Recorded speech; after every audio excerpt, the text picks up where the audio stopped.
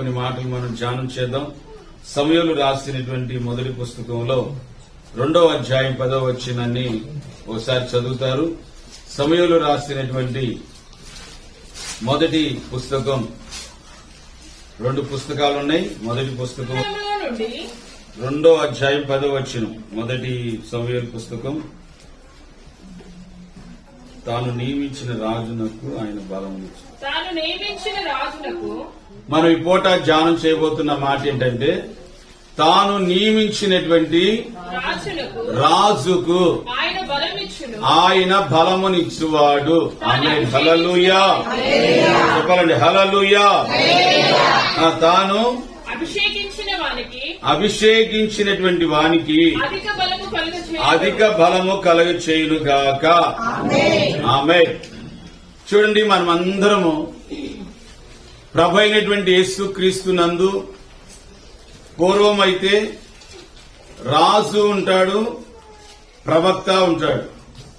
పూర్వమందు రాజు ఉంటాడు, ప్రవక్త ఉంటారు, ఇద్దరు ఇశ్రాయేలీయులకి. క్రొత్త నిబంధన సంఘానికి వచ్చేసరికి ప్రవక్త రాజు ఒకడే. ప్రకటన గ్రంథంలో మనల్ని అందరినీ ఎలాగ చేశాడంటే, ఆయన రాజులైన యాజక సమూహంగా చేశాడు. దేవునికి స్తోత్రం. చెప్పండి, ఎలా చేశాడంట? మనమందరము కూడా ఎవరు అనంటే, దేవుడు తను నియమించుకున్నటువంటి రాజులము, రాజ సమూహము. చెప్పండి, మనమందరం ఎవరు? రాజులైనటువంటి యాజకులము, యాజకులమైనటువంటి రాజులము. దేవుడు నియమించిన, దేవుడు అభిషేకించిన ఏంటి? రాజులం. ప్రభువు చెబుతున్నటువంటి చక్కటి మాట ఏంటంటే, ప్రియ సహోదరి సహోదరా, తాను నియమించిన రాజునకు బలమిచ్చువాడు ఆయనే. తాను నియమించినటువంటి రాజుకు దేవుడు బలమిచ్చువాడు. ఆమేన్, హల్లెలూయా, హల్లెలూయా. ఏ సందర్భాల్లో, ఏ విషయాలలో అనంటే, ప్రియ సహోదరి సహోదరా, నిరాశపోయి నిస్పృహల పాలై ఏంటి వేదన పాలై కృంగినటువంటి సమయాలలో, నలిగినటువంటి పరిస్థితుల్లో దేవుడు తాను నియమించి, తాను ఏర్పరచుకున్న, తను అభిషేకించిన తన రాజును దేవుడు విడిచిపెట్టువాడు కాదు, తాను మర్చిపోయేవాడు కాదు. తప్పనిసరిగా దేవదూతలను పంపించి, ఆహారం పెట్టి, నీరును తాగించి ఆయన బలపరిచేటువంటి దేవుడై ఉన్నాడు. ఆయన బలపరిచి, అభిషేకించి, మరలా నీకు విస్తారమైనటువంటి ప్రయాణం ఉంది, నువ్వు రాజులను, అధిపతులను అభిషేకించాలి అని దేవుడు తన యొక్క ప్రవక్తలను కానివ్వండి, తన యొక్క రాజులను కానివ్వండి, ఆ విధంగానే దేవుడు నియమించుకుంటాడు, ఆ విధంగానే దేవుడు నడిపించుకుంటాడు. కనుక మన అందరి జీవితాలలో బలమిచ్చువాడు, శక్తినిచ్చువాడు, బలపరచువాడు, అభిషేకించువాడు. ఆయన ఇచ్చు బలము, ఆయన ఇచ్చు శౌర్యము. మనం ఈ లోకములో దేవుడిచ్చేటువంటి వాటి ద్వారా ఈ లోకములో ఉన్నటువంటి వాటిని అంధకార శక్తులను, ఆ ఇహలోక నాదుడగు సాతానుని మనము జయించి, వాటిని అద్రోహించి, వాటిని వాటి ఎదుట శక్తి కలిగినటువంటి వారముగా నిలబడటానికి దేవుడు మనలను బలపరచునుగాక. ఆమేన్, హల్లెలూయా, హల్లెలూయా. దేవుడు తన యొక్క ప్రజలను బలపరుస్తూ ఉన్నాడు, తన యొక్క ప్రజలకు శక్తిని ఇస్తున్నాడు. కారణం ఏంటంటే, దేనికోసం అనంటే, ఆకాశ మండలపు శక్తులను, ఇహలోకపు అంధకార దురాత్మలను ఎదిరించుటకు శక్తి కలిగినటువంటి వారమై, దేవునిని, దేవుని ప్రజల్ని, దేవుని సేవకునిగా ఎదిరించుటకు, దేవుని యొక్క రాజ్యాన్ని గురించి, దేవుని కోసం, పరలోక రాజ్యము కోసం, అంధకార శక్తుల కోసం మనము పోరాడాలి. మనము జయించాలి. ఆ విధమైనటువంటి శక్తి కలిగినటువంటి వారమై మనం నిలబడి ఉండాలి. ప్రియ సహోదరి సహోదరా, తన యొక్క రాజుకు దేవుడు బలమిచ్చువాడు. దేవునికి స్తోత్రం చెప్పాలండి, హల్లెలూయా. ఈ విధంగా దేవుని యొక్క సన్నిధిలో ఆయన యొక్క బలము, ఆయన యొక్క శక్తి గురించి ఇంకొక మాటగా ఎగ్జాంపుల్గా చెబుతాను. యెషయా గ్రంథంలో 49వ అధ్యాయం 29వ వచనం చదువుతారు. 49:29 వచనం.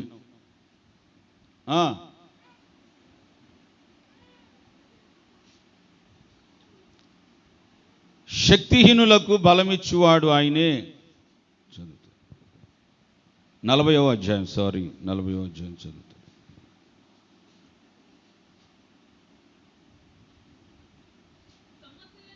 సొమ్మసిల్లినటువంటి వారికి బలమిచ్చువాడు ఆయనే, శక్తిహీనులకు బలాభివృద్ధి కలగచేయువాడు ఆయనే. బాలురు సొమ్మసిల్లుదురు, అలయుదురు. చూడండి, తర్వాత చూస్తే పక్షిరాజు చాచి పైకి ఎగురుతారు, వారు అలయక పరిగెత్తుచూ ఉంటారు. దేవునికి స్తోత్రం చెప్పాలండి, హల్లెలూయా. సొమ్మసిల్లినటువంటి వారికి బలమిచ్చువాడు ఆయనే, శక్తిహీనులకు బలాభివృద్ధి కలుగ చేయువాడు ఆయనే. ఏంటి పక్షిరాజు అలయక, పక్షిరాజు వలె అలయక సొమ్మసిల్లక వారు ఎగిరి దేవుని యొక్క కార్యాల విషయంలో వారు దేవుని యొక్క సన్నిధిలో సాగిపోతారట. దేవునికి స్తోత్రం చెప్పాలండి, హల్లెలూయా. ఈ విధంగా దేవుని యొక్క ఆత్మ సంబంధమైనటువంటి జీవితంలో మనమందరం కూడా నేర్చుకోవాల్సిన చక్కటి పాఠం ఏమిటి అని అంటే, ప్రియ సహోదరి సహోదరా, దేవుని యొక్క సన్నిధిలో ఈ ఆత్మీయ జీవితం పరుగు ప్రారంభించినటువంటి నాటి నుంచి నేటి వరకు కూడా మన వ్యక్తిగత జీవితంలో అనేక శ్రమలు, అనేక బాధలు, అనేక శత్రు దాడులు, ప్రతి కలవరాలు, వీటన్నిటి వలన చాలాసార్లు మనకి ఏమవుతుందంటే సొమ్మసిల్లిపోయే పరిస్థితులు. నాకెందుకు ఇటువంటి పరిస్థితి, నేనెందుకు ఇలాగ ఉండాలి, దేవుడిని నమ్ముకున్నాను కదా, దేవుడు నాకెందుకు ఇలా కలుగజేస్తున్నాడు అని చాలాసార్లు ఆర్థికంగా బాధపడుతున్నప్పుడే కానివ్వండి, అప్పుల సమస్యల చేత బాధపడుతున్నప్పుడే కానివ్వండి, రోగాలు వచ్చినప్పుడే కానివ్వండి, కొన్ని పరిస్థితులు ఎదురైనప్పుడే కానివ్వండి, ఇటువంటి ఎన్నెన్నో మన దగ్గరికి మనల్ని చుట్టుముట్టినప్పుడు మనకి ఏమనిపిస్తుంది అంటే సొమ్మసిల్లిపోయిన అనుభవం కనపడుతుంది. సొమ్మసిల్లిపోయి బాధపడిపోయి మనస్సులో నిరుత్సాహం వస్తుంది. దేవుణ్ణి వెంబడిస్తున్నాం కదా, ఈ దేవుడే ఉంటే మాకెందుకు మేలు చేయడు, ఈ దేవుడే ఉంటే మమ్మల్ని ఎందుకు ఆదరించడు, ఈ దేవుడే ఉంటే మమ్మలను ఎందుకు ఓదార్చడు, మమ్మల్ని ఎందుకు పట్టించుకోడు అని మన జీవితాలలో మనం చాలాసార్లు సొమ్మసిల్లిపోయినటువంటి అనుభవాలు, మూర్చిల్లిపోయినటువంటి అనుభవాలు మనకి ఎన్నోసార్లు ఎదురవుతూ ఉంటాయి. అవి కొన్నిసార్లు ఏమవుతాయంటే వాటికి సాతాను బలమునిస్తాడు. సొమ్మసిల్లిపోయిన అనుభవాలకి, మూర్చిల్లిపోయిన అనుభవాలకి సాతాను కొన్నిసార్లు బలాన్ని ఇస్తాడు. బలాన్ని ఇచ్చి వాటి ద్వారా మనతో మాట్లాడింపజేస్తాడు. దేవుని మాటలు వినపడం మనకి, అవే మనతో మాట్లాడతాయి. ఏమనంటే, చూడు నువ్వు ఒకప్పుడు ఎలా చేసావు, ఇప్పుడు ఎలాగ నిన్ను తృణీకరిస్తున్నారు, ఒకప్పుడు నువ్వు ఎలా ఉన్నదానివో, ఎలా ఉన్నవాడివి, ఇప్పుడు ఎలాగ అయిపోయావు, ఒకసారి నువ్వు చూడండి. బలహీనతలు, సొమ్మసిల్లిపోయిన అనుభవాలు మనతో మాట్లాడతాయి. మనల్ని ఇంకా ఏం చేస్తాయి అంటే కృంగదీస్తూ ఉంటాయి. కృంగదీసి మనలను అదొక పాతాళానికి దిగజార్చాలని మనల్ని బహుగా ఏడిపిస్తూ ఉంటాయి. ప్రభు చెబుతున్నటువంటి చక్కటి మాట ఏంటంటే, తాను నియమించిన రాజునకు ఆయన బలమిచ్చువాడు. చెప్పకూడదమ్మా గట్టిగా. ఆయన నియమించిన రాజుకు దేవుడు అభిషేకమునిస్తాడు, బలమునిస్తాడు. బలాన్ని ఇస్తాడు, అభిషేకాన్ని ఇస్తాడు. మన జీవితంలో ఎప్పుడు కూడా సొమ్మసిల్లిపోకుండా, అలయకుండగా, వేసారిపోకుండా మన జీవితాల్ని మరింతగా నూతనమైన మార్గాలలో దేవుడు నడిపిస్తాడు. మనము దేవుని యందు విశ్వాసం చెదిరిపోకుండా చూసుకోవాలి, నిరీక్షణ చెదిరిపోకుండా చూసుకోవాలి, పట్టుదల చెదిరిపోకుండా చూసుకోవాలి, ఆశ నిగ్రహత చెదిరిపోకుండా చూసుకోవాలి. ప్రారంభంలో ఉన్న దేవుని మీద ఉన్న పట్టుదల ప్రారంభంలో దేవుడు మనకి ఇచ్చిన చక్కటి ఆత్మీయ జీవితం చెదిరిపోకుండా చూసుకొని ప్రభు సన్నిధిలో మనం నడిపించబడగలిగితే ఈ నిరాశపరిచే మాటలు, నిస్సహాయపరిచే మాటలు, ఇబ్బందులు పెట్టే అనేకమైనటువంటి పరిస్థితులు, ఇవన్నీ కూడా మనల్ని ఏమీ చేయలేవు, మనల్ని ఎంత మాత్రం కృంగదీయలేవు. ప్రియ సహోదరి సహోదరా, నిరుత్సాహపరిచేది సాతాని, కృంగదీసేది సాతాని, కృంగదీసేటట్లుగా ఆలోచనలు పుట్టించేది సాతాని, కృంగదీసేటట్లుగా మనకు ఆలోచన చెప్పేది సాతాని. వీటన్నిటిని పట్టుకొని మనలో మనము ఏ కోశాన కూడా కృంగిపోకూడదు, నలిగిపోకూడదు, వేసారిపోకూడదు.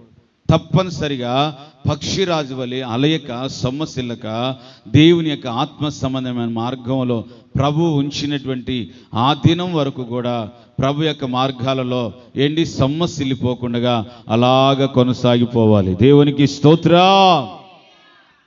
నేను ఆలగడ్డ ప్రాంతంలో సేవ చేస్తూ వచ్చాను. ఒక గ్రామాన్ని నడిపించింది ఆమె. ఆ ఆలగడ్డ ప్రాంతంలో ఆ పక్కన ఒక గ్రామం ఉంది. ఆ గ్రామాన్ని నడిపించి ఇంచుమించు 3-4 ఆటోలను తీసుకొస్తుంది, జనాల్ని 3-4 ఆటోలను తీసుకొస్తుంది. చివరాఖరికి ప్రియ సహోదరి సహోదరా, ఆ గ్రామస్తులందరూ వస్తున్నారు, ఆ మానేసింది. ఆ గ్రామస్తులందరూ వస్తున్నారు, ఆ మానేసింది. ఎందుకు మానేసావు అక్క గారు అని ఆ పెద్ద ఆమె, ఎందుకు మానేశారు తల్లిగారు అని చెప్పేసి అడిగితే, ప్రియ సహోదరి సహోదరా, అవన్న మాటలు ఏంటంటే, శ్రమలండి, ఒకటే బాధలు, కుటుంబ భారాలు, పిల్లలు, మనవాళ్ళు మనవరాళ్ళు పుట్టారు, వాళ్ళని చూసుకోవటం, కోడళ్ళకి కూతుళ్ళకి అల్లుళ్ళకి మధ్య పోరాటాలు, కొడుకులకి కోడళ్ళకి మధ్య పోరాటాలు, ఏం చేయాలో అర్థం కాక సొమ్మసిల్లిపోయినాయి గారు, అయ్యా అలసిపోయినాయి గారు అని చెప్పేసి మాట్లాడటం ప్రారంభించింది. చూడండి, గ్రామస్తులందరూ అనేక సంవత్సరాలుగా దేవుని మందిరానికి వస్తున్నారు, కానీ నడిపించినటువంటి ఆమె తిన్నగా సతికిలి పడిపోయి అనేక శ్రమలకి, బాధలకి సొమ్మసిల్లిపోయి అలాగ పడిపోయిన పరిస్థితి. ఎందుకు ఈ మాటలు గుర్తు చేస్తున్నానంటే, దేవుని సన్నిధిలో మనల్ని కృంగతీసేది ఏమిటి మనం బాగా గుర్తుపట్టుకోవాలి. మనలను అనేక సార్లు తప్పుటడుగులు వేసేటట్లుగా మన జీవితాలలో మనల్ని అనేక సార్లు కృంగదీసి సొమ్మసిల్లేటట్లుగా చేసి మనను హృదయ అంతరంగంలో బాధ పెట్టేటువంటి ఆ పరిస్థితులు ఏమిటి?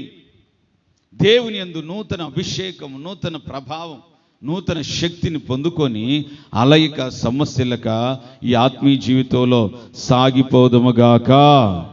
హల్లెలూయా. చదువుదాం గట్టిగా, హల్లెలూయా. ఈ ఆత్మీయ జీవితంలో మరింతగా దేవుని యొక్క నూతన బలాన్ని పొందుకొని, నూతన శక్తిని పొందుకొని ఈ ఆత్మీయ జీవితంలో మనం సాగిపోదుముగాక. చూడండి, దేవుని సన్నిధిలో ఇలాగా దేవుని బలాన్ని, అభిషేకాన్ని పొందుతూ నడిపించబడుతున్న వారు ఎలా ఉంటారు అనేది ఒక మాట, సమయాన్ని కొలది మరొక మాటను గుర్తు చేసుకుందాం. చదువుతారు కీర్తన గ్రంథం 92వ కీర్తన 12వ వచనం. బాగేనండి. 92వ కీర్తన 12వ వచనం. నీతిమంతులు ఖర్జూర వృక్షము వలె మువ్వ వేస్తారు, లెబానోను మీద, బాగైనండి, లెబానోను మీద దేవదారు వృక్షము వలె వారు ఎదుగొచ్చు ఉంటారు. చప్పట్లు కొడదామా గట్టిగా ఒకసారి, గట్టిగా గట్టిగా. దేవదారు వృక్షము. ఇప్పుడు మనకి అనేక కలప, అనేక చెక్కలు మనకు బాగా తెలుసు. విలువైన చెక్క ఏమిటి అని అంటే ప్రియ సహోదరి సోదరా, టేక్ అని మనకు తెలుసు, ఇంకా గంధపు చెక్క అని మనకు తెలుసు, ఇంకా ప్రపంచంలో చూస్తే ఇంకా అనేకమైనటువంటి అమెజాన్ అడవుల్లో చూస్తే ఈ గ్రంథపు చెక్కల కంటే ఇంకా విలువైన కాస్ట్లీ ఎన్నో ఉన్నాయి. ఈ దేవదారు మాను కూడా అత్యంత ప్రపంచంలోనే అత్యంత విలువైనది, సువాసన కలిగినది, ఒక గొప్ప విలువ కలిగినటువంటి దేవదారు వృక్షం అంటే ఇది. సొలొమోను మందిరం కట్టేటప్పుడు మొదటి రాజుల పుస్తకం 6వ అధ్యాయం 9వ వచనాన్ని చూస్తారు. మొదటి రాజుల పుస్తకం 6వ అధ్యాయం 9వ వచనం. ఈ ప్రకారము అతడు మందిరము కట్టించి ముగించి దేవదారు ధూలములతోనూ పలకలతోనూ కప్పించేను. చూడండి, సొలొమోను మందిరం కట్టడం ప్రారంభించాడట. ఆయనకి ఈ ఇటికిరాళ్ళు, ఇసుక, ఇటువంటి ఇనుమ కంటే కూడా బంగారు, వెండి, ఇత్తడి, రాగి, ఈ విలువ కలిగినటువంటివన్నీ, గంధపు చెక్క, ఇదిగో ఈ దేవదారు మరాను, చెక్కలు, ఇవన్నీ ప్రపంచంలో అన్ని దేశాల నుంచి కొన్ని టన్నులుగా మందిరం కోసం తెచ్చిచ్చారట. దేవునికి స్తోత్రం. చూడండి, బంగారుతోనూ వెండితోనూ వెలగలిగినటువంటి వాటన్నిటితో చెక్కుడు అనేకమైనటువంటి రకరకాలవన్నీ చెక్కుతూ అందంగా అలంకరింపజేస్తున్నాడు. ఈ దేవదారు మ్రానుతో దేవుడు ఈ సొలొమోనుకు దేవుడు ఇచ్చిన చక్కటి జ్ఞానం ప్రకారం మనం నేర్చుకోవాల్సినటువంటి పాఠం, దేవుని యొక్క మందిరముని తాని యొక్క చెక్కలతో మ్రాను చెక్కలతో కప్పి ఆ చెక్కలతో చక్కగా అలంకరింపజేస్తూ వచ్చాడంట. ఈ దేవదారు మ్రాను ఎటువంటిదంటే తిన్నగా అన్ని చెట్ల కంటే ఒక ఉన్నతమైన 120 అడుగులు అది ఎదుగుతూ ఉంటుందంట. దేవునికి స్తోత్రం. ఇప్పుడు చెబుతాను మీకు, ఈ దేవదారు మ్రాను వలె దేవుని సన్నిధిలో అలయక సొమ్మసిల్లక నీవు దేవుని సన్నిధిలో కొనసాగించబడటం ప్రారంభిస్తే నీవు ఒక ఎత్తైనటువంటి శిఖరాల మీద అన్ని చెట్ల కంటే ఒక ఉన్నతమైనటువంటి చెట్టుగా నువ్వు మార్చబడతావు. ఆ చెట్టు ఏ చెట్టు అని అంటే దేవదారు మ్రాను వలె. చెప్పండి, ఏం మ్రాను వలె? దేవదారు మ్రాను వలె. ఇది ఎటువంటిదంటే ఒక అమూల్యమైనది. మనకి ఇందాక చెప్పాను కదా, మనకంటూ తెలిస్తే ఒక టేకు చెక్క విలువైనది. మనకి తెలిసిందనంటే ఒక విలువైనది టేకు చెక్క, గంధపు చెక్క, ఇవే. వాటన్నిటికంటే విలువైనదంటే ఇది. వాటన్నిటికంటే విలువైన ఈ మ్రాను దేవుని యొక్క మందిరములో ఎలాగ నియమించబడింది అని అంటే, ప్రియ సహోదరి సోదరా, మందిరానికి పైన కప్పుగా నియమించబడిందంట. దేవునికి స్తోత్రం చెప్పాలండి. హల్లెలూయా. నేనంటాను, ఈ పూట మన జీవితాలలో దేవుని యొక్క సన్నిధిలో మనము నాటబడుతున్నాం, ఎదుగుతున్నాం. చాలా మంది, కోట్ల మంది ప్రజలు దేవుని సన్నిధిలో ఆత్మీయ జీవితాన్ని ప్రారంభించి కొనసాగించుకోలేక మధ్యలోనే అర్ధాంతరంగా ముగించుకొని అనేకులు శ్రమల్లోనూ, శోధనలోను, కలవరాలలోను, ఇబ్బందుల్లోనూ సొమ్మసిల్లిపోయి నలిగిపోయి అలాగా సతికిలబడిపోతున్నారు. ఈ దేవదారు మానైతే అన్ని చెట్లలో ఎన్ని తుఫాన్లు వచ్చినా, ఎన్ని జడివాన్లు వచ్చినా, ఎన్ని గాలివాన్లు వచ్చినా, ఎటువంటి భయంకరమైన భూకంపాలు వచ్చినా, ఏమొచ్చినా అది మాత్రం తిన్నగా అలాగెదుగుచూనే ఉందంట. దేవునికి స్తోత్రం. అన్ని చెట్లు కొన్ని తుఫానుకి పడిపోయి ఏరులతో సహా పీకబడి పక్కకు పడిపోయి ఈ దేవదారు మ్రానుతో మాట్లాడుతున్నాయి అంట. ఇలా పడిపోయి, ఇదిగో మేమందరం పడిపోయాం, నువ్వెందుకు పడిపోలేదు? నీకు ఎలాగా ఈ శక్తిని వచ్చింది, ఎలాగ ఈ బలం వచ్చింది, నీకు ఎలాగ ఇలాగ ఓర్పు వస్తుంది, నీకు ఎలాగ ఇట్లాంటి సహనం వస్తుంది అనంటే ఈ మ్రాను అంటదట, నేను సృష్టించిన సృష్టికర్త మీద నేను గురి నిలుపుకున్నాను. దేవునికి స్తోత్రా, హల్లెలూయా. అనేకమైన తుఫానులు, అన్ని చెట్లు వాలిపోయాయి, ఏర్లతో సహా పీల్చబడ్డాయి. కానీ ఏంటి, ఈ దేవదారు మ్రానైతే అన్ని చెట్ల కంటే హైట్ ఉన్న చెట్టే మొదట పడాలి. బాగా గుర్తుపెట్టుకోండి, అన్ని చెట్ల కంటే హైట్గా పెరిగిన చెట్టే మొట్టమొదటిగా పడుతుంది. ఏంటి, చాలా ఉంటే పొట్టి అవన్నీ అస్సలు పడిపోవు. కానీ ఏంటి, ఈ దేవదారు మ్రాను అన్నిటికంటే మిన్నగా ఎత్తుగా ఎత్తుబడి కూడా ఏంటి, అది మిగుల ఎత్తుగా ఉండి కూడా అనేకులలో గొప్ప స్థితిలో ఉండి కూడా ఎప్పటికీ పడిపోలేదు. ఎప్పటికీ ఎటువంటి గాలి రాని, ఎటువంటి ధూళి రాని, ఎటువంటి కృంగిపోయే పరిస్థితులు రాని, ఎప్పుడు అది దేవుని వైపు చూస్తూనే కొనసాగింది, కానీ పడిపోలేదు. చివరాఖరికి దాని మ్రానులతో ఏం చేశారు తెలుసా? దేవుని యొక్క మందిరంలో సొలొమోను దేవుని యొక్క మందిరంలో చక్కగా వాటిని డిజైన్గా చెక్కి తలుపులు చేశారు. ఇట్లాగా ఎన్నో గోడలకి చక్కగా ఒక అందమైన శిల్పకారులు తెచ్చి చెక్కి పెట్టి, తర్వాత స్తంభాలను చెక్కి పెట్టి పైన కప్పులుగా చెక్కలుగా పేర్చి పెడితే, ప్రియ సహోదరి సోదరా, దేవుని మందిరం ముగించిన తర్వాత సొలొమోను దేవుని మందిరం ముగించిన తర్వాత యాజకులు అక్కడ రుబ్బెని కట్ చేస్తున్నారు, ప్రతిష్ఠిస్తున్నారు. ఆకాశం నుంచి ఒక గొప్ప వెలుగు దిగి వచ్చిందంట. చెప్పలు కొడదాము గట్టిగా. ఆకాశం నుంచి ఒక గొప్ప వెలుగు దిగి వచ్చి ఆ మహిమను యాజకులు కూడా తట్టుకోలేకపోయారట. ఇంకాస్త డెప్త్గా చెబుతాను బాగానండి. సంఘంలో మనము ఒక దేవదారు వృక్షం వలె చక్కగా అమర్చబడుతూ ఉండాలి. గంధపు చెక్క కంటే ఈ టేకుల చెక్కల కంటే, అన్ని చెక్కల కంటే ఒక సుమధురమైన చక్కటి వాసన వస్తుంది, ఎత్తుగా ఎత్తబడుతుంది, చెక్కటానికి అనుకూలముగా ఉంటుంది, అది అందముగాను శిల్పకారులు ఎదుట నిలిచి ఉంటుంది. ఉన్నందువలనే అది దేవుని మందిరంలో అమర్చబడింది. లేకపోతే ప్రియ సహోదరి సోదరులారా, చాలా చెక్కలు ఉంటాయి. ఒక పక్కన నరిగితే మరో పక్కన పేర్లేసిపోయి అది ఒక డిజైన్గా అందంగా చెక్కబడటానికి ఒక ఉపయోగకరంగా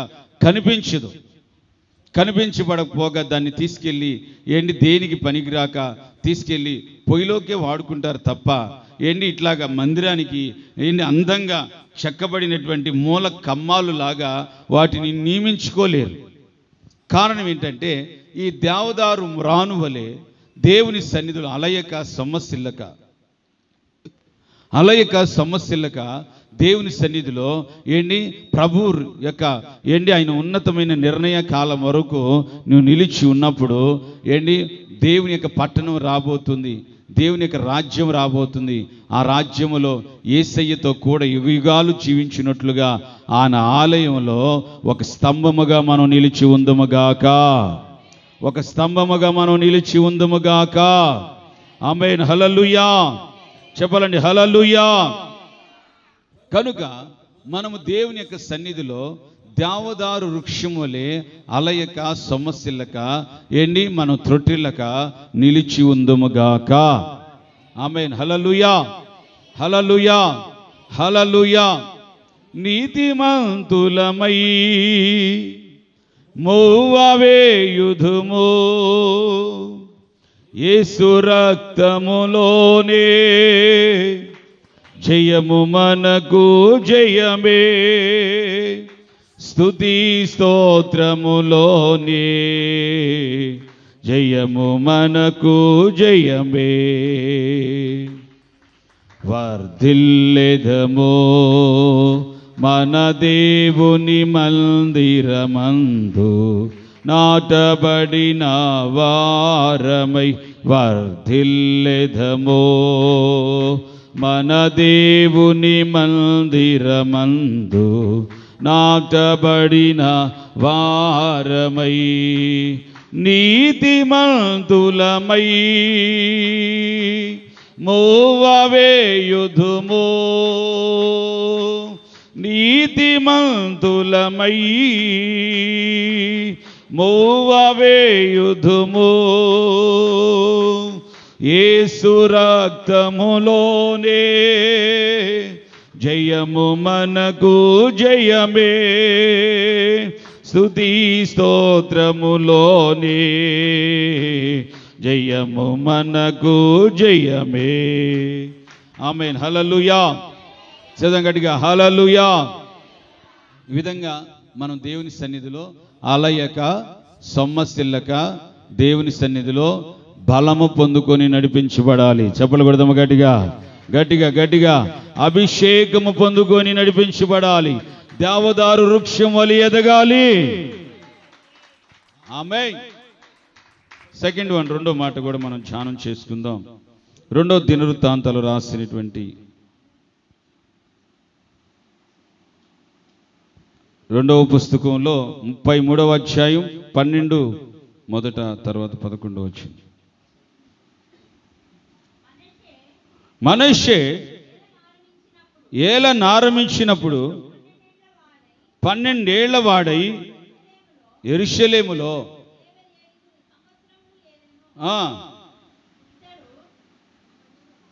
33వ అధ్యాయం 12వ వచనం మొదట.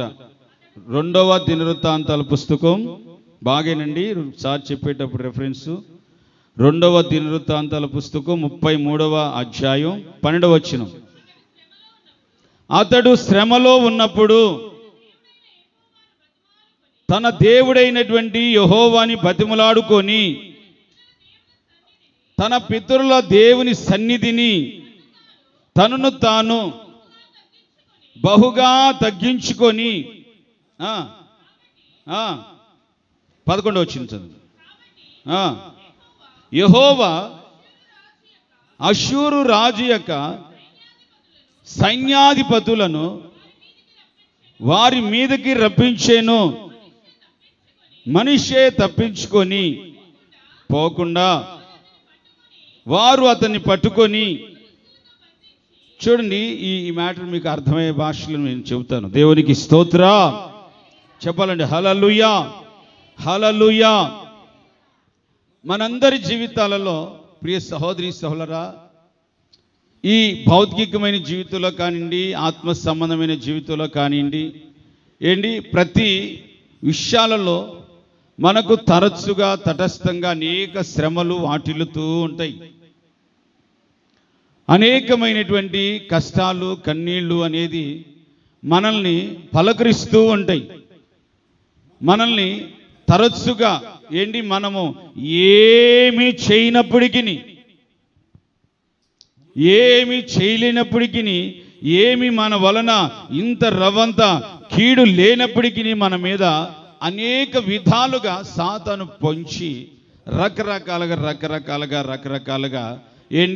మన మీదకి దండెత్తి దుమ్ముగా సాతాను అనేది ఇటువంటి పోరాటాలను ఏకమని పెడుతూ ఉంటాడు. ఆ సమయాలలో ఏం చేయాలి? ఆ సందర్భాలలో ఏం చేయాలి? ప్రియ సహోదరి సహోదరా, ఇశ్రాయేలీల రాజు ఇశ్రాయేలీలు నడిపిస్తున్న రాజు, యాజకులు వారి మధ్యలో ఉన్న ప్రవక్తలు, వీళ్ళందరూ ఏం చేశారు? తిన్నగా పోయి నువ్వెంత అంటే నువ్వెంత అని దుమ్మెత్తి గొడవలు పడి కొట్లాట్లకి వెళ్ళలేదు. కానీ దేవుని మందిరంలోనికి వెళ్ళి ప్రభువా జరుగుతున్న పరిస్థితి ఏమిటి అని ప్రభు పాదాల చెంత ప్రార్థన చేయటం నేర్చుకున్నారు. దేవునికి స్తోత్ర చెప్పాలండి. హల్లెలూయా. ప్రార్థన చేయటం నేర్చుకున్నారు. ప్రియ సహోదరి సహోదరా, సేవకులుగా మేము, విశ్వాసులకి మేము ఏమి నేర్పిస్తాం, ఏం చెబుతాం అని అంటే, ప్రార్థన చేసుకునండి. శ్రమల్లో, బాధల్లో, దుఃఖంలో, ఆవేదనలో, చిక్కుల్లో, సమస్యల్లో ప్రార్థన చేద్దాం. నేను కూడా ప్రార్థన చేస్తా, మీరు కూడా ప్రార్థన చేసుకోనండి, మీరు కూడా ప్రార్థన చేసుకోండి. సాతాను శోధిస్తున్నాడు, శోధకుడు బహుగా శోధిస్తున్నాడు. ప్రార్థనలు ఏకీభవించి ప్రార్థన చేద్దాం. యేసు ప్రభు కూడా శిష్యులను పదే బతిమలాడుకున్నాడు. ఏమని బతిమలాడో తెలుసా? మీరు శోధనలో పడిపోకుండానట్లుగా ఒక్క గడి అయినను ప్రార్థన చేయండి. ఒక్క గంట సేపైన ప్రభు సన్నిధిలో ప్రార్థన చేయండి. సాతాను మిమ్ములను పట్టి ఊపివేయకుండానట్లుగా, చెరపట్టుకుండానట్లుగా మీరు ప్రార్థన చేయండి. చూసారా ప్రియ సహోదరి సోదరా? ఒక క్రైస్తవుడు అంటే ఈ లోకంలో అనేకమైనటువంటి గ్రూపులు ఉన్నాయి. ఏ గ్రూపులు? RSS గ్రూప్ అని, ఈ రకరకాల ఈ అంబేద్కర్ల గ్రూప్ అని, ఇంకా రకరకాల ఎన్నో గ్రూప్స్ ఉంటాయి. రకరకాల ఇవన్నీ ఉంటాయి. వాటిలాగా క్రైస్తవులు కాదు. భౌతికంగా పోరాడేటువంటి వాళ్ళం కాదు. మనం ఎవరు అనంటే, మన మీదకి ఒక శ్రమ వచ్చింది, కష్టం వచ్చింది, నిందలు వచ్చాయి, ఆవేదనలు వచ్చాయి, కలవరాలు వచ్చాయనంటే మొట్టమొదటిగా మనం నేర్చుకోవాల్సింది ఏంటంటే, నిన్ను వలె నీ శత్రువుని ప్రేమించటం. దేవునికి స్తోత్ర చెప్పాలండి, హల్లెలూయా. మొట్టమొదటిగా మనం నేర్చుకోవాల్సింది ఏంటంటే, చేతులెత్తి ప్రార్థన చేయటం. ప్రభా, సాతాను విలయ తాండమాడుతున్నాడు. సాతాను బహుగా వాడు అనుచరుల్లో పడి బహుగా కుతంత్రాలు చేస్తున్నాడు. నిశ్చయముగా అమాయకులైన ప్రజల్ని వాడుకుంటున్నాడు. తొలగించు ప్రభా అని కన్నీరు కాచి ప్రార్థన చేయాలి. హిజ్కియా కాలంలో కూడా అదే పరిస్థితి, మనష్షే కాలంలో కూడా అదే పరిస్థితి. ప్రియ సహోదరి సహోదరా, సాతాను పలు విధాలుగా శత్రువులను దుమ్మెత్తి ఇశ్రాయేలీయుల మీదకి వచ్చినప్పటికీ వారు చేసింది ఏంటి? మాకు దిక్కు నీవే యేసయ్యా, మాకు చేతగాది ప్రభా, మేము వారి మీద పోరాడలేము యేసయ్యా, మా దేశం ఏ పాటిది, మా సైనికులు లేరు ప్రభా అని ప్రభు దగ్గర వేడుకున్నప్పుడు ప్రభు ఏం చేస్తాడు అనంటే, న్యాయాలను విమర్శించి తప్పక ప్రతివాదికి న్యాయదండన చేస్తాడు. దేవునికి స్తోత్ర చెప్పాలండి, హల్లెలూయా. అందుకే యేసు ప్రభులు వారు తనతో ఉన్నటువంటి తన శిష్యులకు ఎప్పుడు చెబుతున్నాడు, దయచేసి ప్రార్థన చేయండి. ప్రార్థన చేసుకోవడం నేర్చుకోనండి. మీ కుటుంబాలలో నుంచైనా ఏ దిక్కు నుంచైనా సాతాను పొంచి క్రీచేస్తాడు, జాగ్రత్త. సీమోనుతో అదే చెబుతాడు. లూకాసు వర్తమానంలో, సీమోను సాతాను మిమ్మలను గోధుమలో పెట్టి జల్లించినట్లుగా జల్లిస్తాడు. మీరు శోధనలో పడిపోకుండానట్లుగా మీరు మెలకువగలిగి ప్రార్థన చేయండి పేతురు అని ప్రభు పదే చెప్పాడు. ప్రియ సహోదరి సహోదరా, ఈ పూట నేను చెప్తున్నాను, మనము అపాయకాలమైనటువంటి కాలంలో ఉన్నాం, భయంకరమైన దుర్దినాలలో ఉన్నాం. మనం సాతాను యొక్క వంచనలను, కుతంత్రాలను అన్నిటిని వివేచించి మనం ఏం చేయాలంటే, ప్రార్థనలు ఏకీభవించినప్పుడు సాతాను ఎవని ద్వారా కూడా వాడు ప్రవేశం లేకుండా దేవుడు తన తన యొక్క అగ్ని యొక్క జ్వాలలతో యేసయ్య మన మధ్యలో సంచరించునుగాక. చెప్పకూడదు గట్టిగా, యేసయ్య అగ్ని జ్వాలలతో మన మధ్యలో సంచరించునుగాక. అపవాదిని యేసు నామములో లయపరచునుగాక. ఆమేన్. ఈ విధంగా మన యొక్క వ్యక్తిగత జీవితాలలో రేగుతున్నటువంటి అనేకమైనటువంటి శోధనలు, కలవరాలు, ఇబ్బందులు, ఇవన్నిటిని కూడా మన కండ బలమో, మన డబ్బు బలమో, మన యొక్క కుల బలమో, మన సైన్య బలముతో మనం జయించుకోలేమో.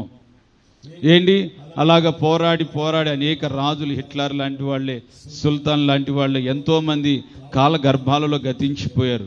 మనము ప్రభువైన యేసుక్రీస్తు అయితే దేవుని ప్రేమ ద్వారా క్షమాభిక్ష ద్వారా ప్రపంచాన్ని జయిస్తూ వస్తున్నాడు. కనుక మనమందరం కూడా నేర్చుకోవాల్సిన చక్కటి విషయం ఏంటంటే, ఆత్మీయ జీవితంలో ప్రార్థన చేయాలి. దేవునికి స్తోత్ర చెప్పండి. ఏం చేయాలి? ప్రార్థన చేయాలి. పట్టుదల కలిగి ప్రార్థన చేయాలి. విసుగక ప్రార్థన చేయాలి. సొమ్మసిల్లక ప్రార్థన చేయాలి. కన్నీళ్ళు కాచి ప్రార్థన చేయాలి. అలయక సొమ్మసిల్లక భారము కలిగి, బాధ్యత కలిగి ప్రభు సన్నిధిలో ప్రార్థన చేయాలి. ప్రార్థన చేసినప్పుడే తప్పక మన జీవితాలలో సాతాను పొంచి ఉన్నటువంటి ప్రతి క్రియలన్నీ, ప్రతి విరోధమైన కార్యాలన్నీ కూడా యేసుక్రీస్తు లయపరిచేస్తాడు. కనుక మన జీవితాలలో ఈ ఆత్మ సంబంధమైనటువంటి మార్గాలలో మనం నడిపించబడుతున్న మన జీవితాన్ని ప్రభుకై మనల్ని మనం ప్రతిష్ఠించుకొని, ప్రభుకై మనల్ని మనం అప్పగించుకొని, ప్రభు యొక్క బిడలుగా మనం ఎదుగుచూ నడిపించబడుతూ ఇలాగా ప్రభు చెప్పినటువంటి బోధనల ప్రకారంగా మనం నడిపించబడ్డప్పుడు ఏ విధముగా మనము అలిసిపోము, సొలసిపోము, సొమ్మసిలిపోము. ఏ యొక్క శోధన మనలను అణిచివేయలేవు. బాగా గుర్తుపెట్టుకోండి. ఏ యొక్క శోధన, ఏ యొక్క అపవాది యొక్క క్రియలు మనలను అణిచివేయలేవు. క్రైస్తవుడికి ప్రార్థన ఒక శ్వాస లాంటిది. క్రైస్తవుడికి ప్రార్థన ఒక ఊపిరి లాంటిది. క్రైస్తవుడికి ప్రార్థన తనకు ఉన్నటువంటి అవయవాలు ప్రాముఖ్యమైనటువంటి ఒక అవయవం ఒక గుండె లాంటిది. క్రైస్తవుని యొక్క జీవితంలో ప్రార్థన అనేది, ఈ ప్రార్థన అనేది లేకపోతే సంఘాలలో సాతాను విలయతాండమాడతాడు. ప్రార్థన అనేది లేకపోతే అనేకమైనటువంటి శోధనలకి గురి చేస్తాడు, అనేక శ్రమలకు గురి చేస్తాడు. ఎటు నుంచో అటు నుంచి చిక్కులు పెట్టి రకరకాలుగా బాధిస్తూ అనేక బందీ గృహాలలో చిక్కేటట్లుగా చేస్తాడు. చూడండి, అతన్ని తీసుకెళ్ళి సంకెళ్ళతో కట్టేశారంట. హల్లెలూయా. ఎవరిని? అతన్ని ఇశ్రాయేల్ దేశాన్ని వేలుతున్నటువంటి రాజుని. మన జీవితంలో తాను అభిషేకించిన రాజులమే మనం అందరం. మొదటిగా చెప్పాను, భౌతికంగా సంకెళ్ళేసి బంధించలేకపోయినా ఆత్మీయమైనటువంటి సాతాను మనలను ఎక్కడో అక్కడ బంధించి ఉన్నాడు. ఏదో కోణంలో బంధింపబడిపోయి ఉన్నాం. ద్వేషాలలో, ఈర్ష్యలలో, పగలలో, ప్రతీకారాలలో, లేకపోతే అనేకమైన బలహీనతలలో బంధింపబడిపోయి ఉన్నాం. అలా కాకుండా దేవుని సన్నిధిలో నిన్ను నీవు దేవుని యొక్క సన్నిధిలో దేవుని యొక్క రాకడ వరకు సాక్షిగా నిలబడి ఉండాలంటే అలసిపోకుండా, సొలసిపోకుండా, సొమ్మసిల్లిపోకుండా దేవుని యొక్క సన్నిధిలో పక్షిరాజు వలె దేవుని సన్నిధిలో సాగిపోయి ఎగిరిపోయినట్లుగా నీ జీవితం ఉండాలనంటే ఎప్పుడు ప్రార్థన ఉండాలి. ఆమేన్. హల్లెలూయా. చెప్పాలండి, హల్లెలూయా. ఎప్పుడు ప్రార్థన ఉండాలి, ఎప్పుడు ప్రార్థన ఉండాలి. ఇప్పుడు ఈ రోజుల్లో ప్రతి ఒక్కడు దేనితో సహజీవనం చేస్తున్నారంటే సెల్ ఫోన్. ఈ సెల్ ఫోన్ వచ్చిన తర్వాత దేవుడు అనేవాడు దూరం అయిపోయాడు. ఈ సెల్ ఫోనే గుండెలో ప్రధానమైనటువంటి ఒక దేవుడిగా మార్చబడిపోయింది. ఈ సెల్ ఫోన్తోనే టైం అంతా పాస్ అయిపోతుంది. ఈ సెల్ ఫోన్ తోటే టైం అంతా అయిపోతుంది. దేవుని సన్నిధిలో 5 నిమిషాలు కూడా ప్రార్థన చేయలేనటువంటి పరిస్థితి. ఈ అపాయ కాలంలో ప్రభు చెబుతున్నాడు, శిష్యులతో బతిమలాడుకున్నట్లుగా మన సంఘంతో దేవుడు బతిమలాడుతున్నాడు. మీ మీదకు శోధన రాకున్నట్లుగా మెలకువగలిగి ప్రార్థన చేయండి. దేవునికి స్తోత్రం. హల్లెలూయా. మెలకువగలిగి ప్రార్థన చేయండి. మెలకువగలిగి దేవుని సన్నిధిలో ప్రార్థనలో ఏకీభవిస్తూ ప్రార్థన చేస్తూనే ఉండండి. తప్పక మన దేవుడు మన ప్రార్థన ఆలకిస్తాడు. మన దేవుడు మన ప్రార్థన ఆలకిస్తాడు. ఆలకించి నీ కన్నీరు చూస్తాడు. నీవు చేసే ప్రార్థనకు వెనుక ఉన్నటువంటి ఆ బాధ ఏంటో, ఆ భారం ఏంటో, ఆ దుఃఖకరమైన ఆవేదనలు ఏమిటో అవన్నిటిని తొలగించేస్తాడు. నీకు ఏ ఇబ్బందులు, ఏ కష్టాలు నిన్ను ఏ విధంగా బాధిస్తున్నాయో వాటన్నిటిని దేవుడు తొలగించి వేసి నీకు నెమ్మది, సమాధానం, సంతోషం, ఆనందాన్ని, ఆరోగ్యాన్ని నా దేవుడు నీకు కలుగచేయునుగాక. ఆమేన్. హల్లెలూయా. చెప్పాలండి గట్టిగా, హల్లెలూయా. చెప్పాల, హల్లెలూయా. 3వ మాట కూడా మనం ధ్యానం చేసుకుని ముగించుకుందాం. లూకాసు వర్తమానం 18వ అధ్యాయం మీకు బాగా తెలుసు. పోయిన వారం కూడా ధ్యానం చేసినట్టున్నాం. 1వ వచనం, వారు ఇసుకక నిత్యము ప్రార్థన చేయిచూ ఉండవలెను.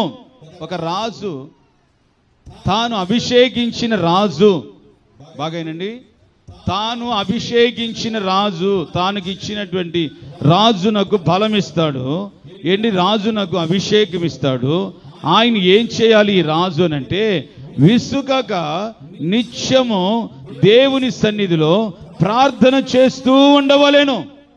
ఆమేన్. హల్లెలూయా చెప్పాలండి. హల్లెలూయా చెప్పండి. ఏం చేస్తూ ఉండవలెను? అందరు చెప్పండి. స్వరమెత్తి ఏం చెప్పాలి? ఇచ్చండి. ఏం చేయాలి? ప్రార్థన చేయాలి. అందుకే దైవజనులు లేసన్న గారు కూడా చక్కటి పాట రాశారు కదా, మెలకువ కలిగి ప్రార్థన చేసిన శోధనలన్నీయు తప్పించేదవు, నీ ప్రత్యక్షత చుటకే నాకై రారాజుగా దిగి, నీ ప్రత్యక్షత నే చూచుటకే రారాజుగా దిగి వస్తున్నావు, రారాజుగా దిగి వచ్చేదవు. నా యేసయ్యా నా స్తుతి యాగము నైవేద్యములై ధూపము వోలే నీ సన్నిధానము చేరుదు నిత్యము, చేతువు నాకు సహాయం వెను వెంటనే నీ సన్నిధానము చేతువు నాకు సహాయం వెను వెంటనే. ఆమేన్. హల్లెలూయా చెప్పాలండి. హల్లెలూయా. చూడండి, దేవుడు తన అభిషేకించిన రాజునకు ఏంటి బలం ఇచ్చువాడు, అభిషేకమునిచ్చువాడు. ఆమేన్. హల్లెలూయా. ఆయన అభిషేకం పొందుకొని ఆయన బలాన్ని పొందుకున్న వారు ఏ రోజైనా ఎక్కడైనా అలసిపోతారా? ఏ రోజైనా ఎక్కడైనా అలసిపోతారా? మరొక పాటలో కూడా చక్కటి పదం పెట్టాడు, సర్వోన్నతుడా నీ సన్నిధిలో బలము నొందిన వారెవరైనా అలసిపోలేదెన్నాడును. చప్పట్లు కొడదాం గట్టిగా గట్టిగా. దెన్నాడును. సర్వోన్నతుడా నీ సన్నిధిలో బలము నొందిన అలసిపోలేదెన్నాడును, అలసిపోలే హోరి అలసిపోలేదెన్నాడును, అలసిపోలేదెన్నాడును. ఏమని వర్ణించి కృపను ఎరులై పారినే నా గుండెలోన, ఏమని వర్ణించి కృపను ఎరులై పారినే నా గుండెలోన, ఏమని వర్ణించి కృపను. పక్షిరాజు వలెను స్వరమెత్తదామా, మోసినది నా గూడు రేపి, మోసినది నీ కృప నాపై చూపుటక, నీ కృప నాపై చూపుటక, నీ ప్రేమ నాపై చూపుటక, నీ కృప నాపై చూపుటక. ఏమని వర్ణింతు ఈ ప్రేమను ఎరులై పారినే. గ్లోరీ ఆమేన్. ఏమని వర్ణింతు నీ కృపను. సర్వోన్నతుడా నీ సన్నిధిలో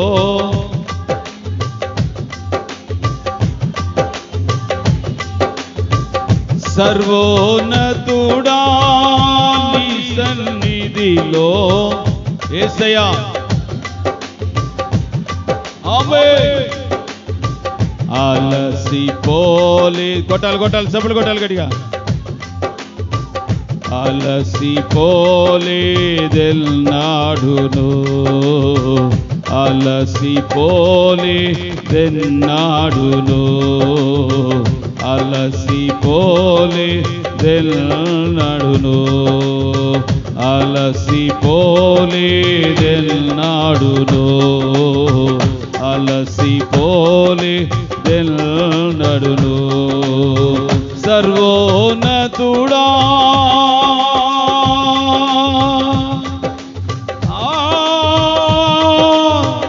సర్వోన్నతుడా సర్వోన్నతుడా సర్వోన్నతుడా సర్వోన్నతుడా సర్వోన్నతుడా నీ సన్నిధిలో బలమునొందిన వారెవ్వరైనా అలసిపోలేదెన్నాడును, అలసిపోలేదెన్నాడును, అలసిపోలే ఓరి ఆమేన్ లేదెన్నాడును, అలసిపోలేదెన్నాడును,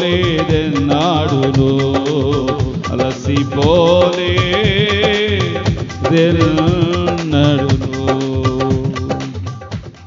ఆమేన్. హల్లెలూయా చెప్పాలండి. హల్లెలూయా.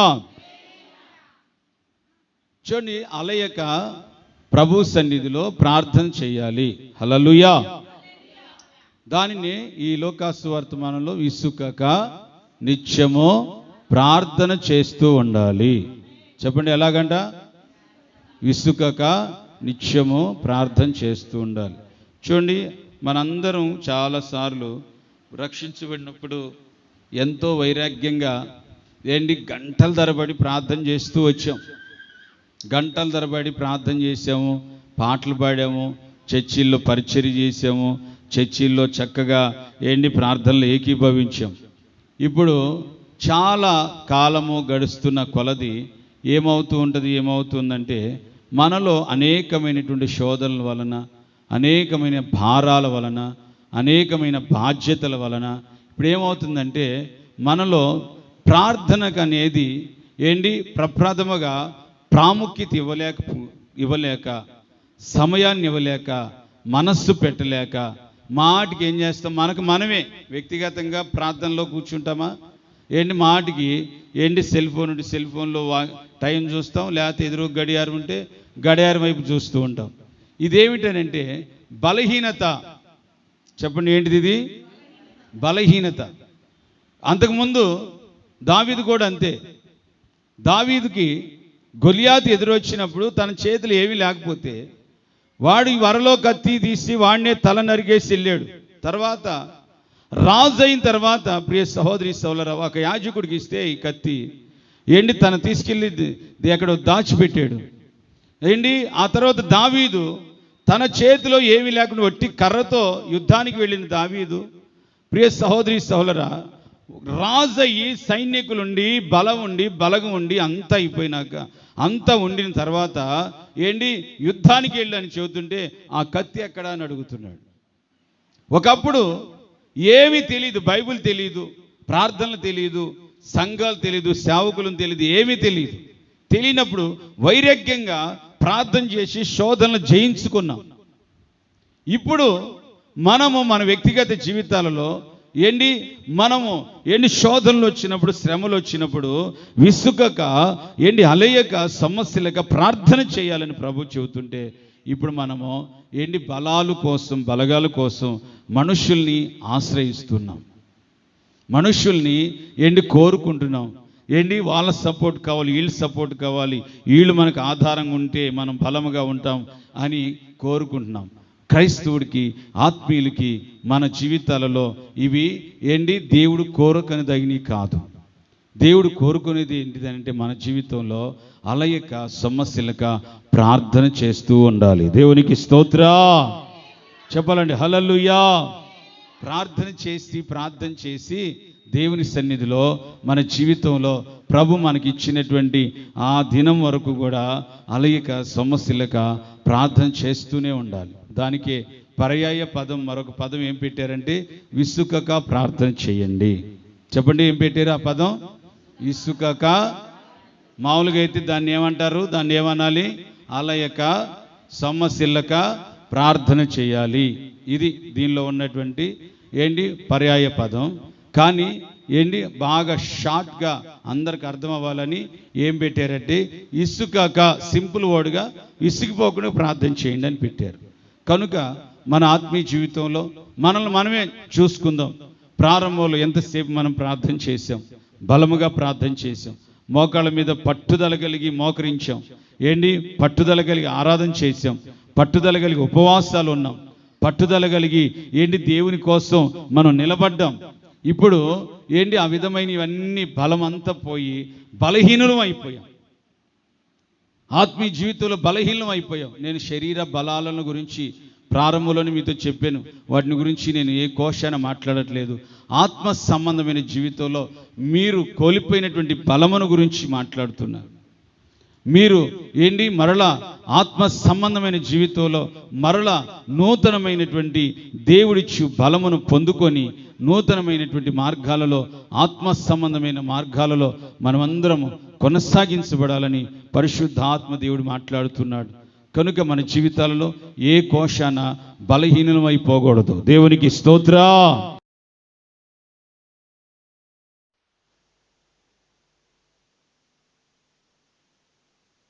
దేవుడు తన యొక్క ప్రవక్తలను కానివ్వండి, తన యొక్క రాజులను కానివ్వండి, ఆ విధంగానే దేవుడు నియమించుకుంటాడు, ఆ విధంగానే దేవుడు నడిపించుకుంటాడు. కనుక మన అందరి జీవితాలలో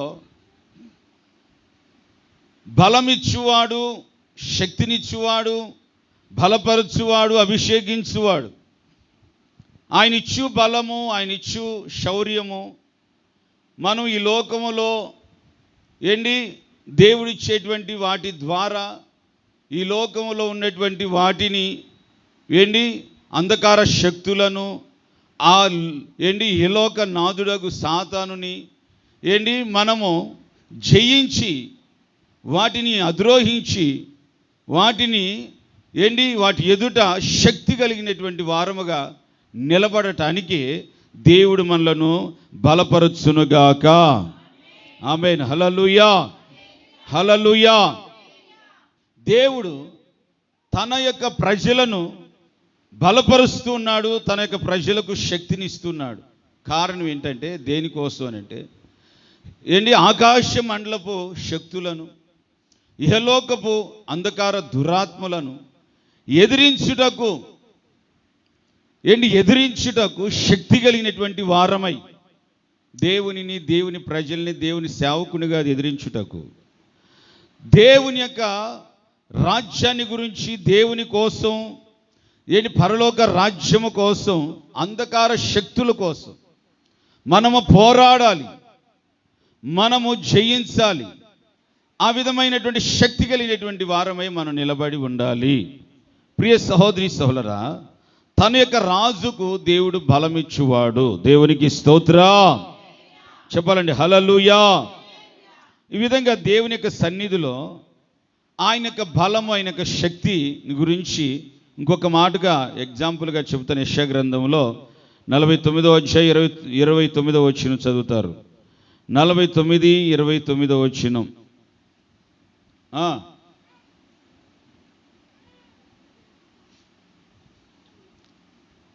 శక్తిహీనులకు బలమిచ్చువాడు ఆయనే. 40వ అధ్యాయం చదువుతారు.